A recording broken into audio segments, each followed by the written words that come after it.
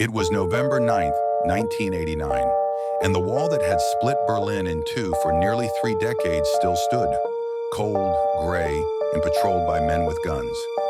Families were divided, dreams were suffocated, and escape attempts ended with searchlights and gunfire.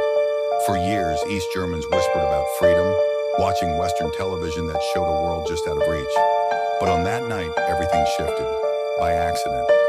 At a crowded press conference, a nervous East German official fumbled with his notes, announcing that travel restrictions were lifted immediately without delay.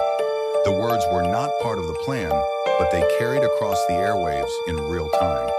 Within hours, thousands of East Berliners flooded the checkpoints, demanding passage. The guards, confused, overwhelmed, and with no clear orders, faced a choice: open fire or open the gates.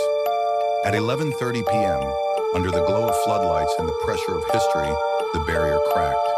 Families embraced, strangers cheered, and people began climbing the wall itself, dancing, hammering, and tearing chunks away by hand.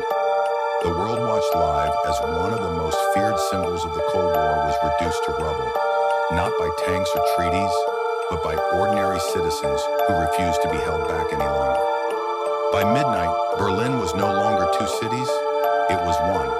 And in that single night, the first domino fell that would bring down an empire.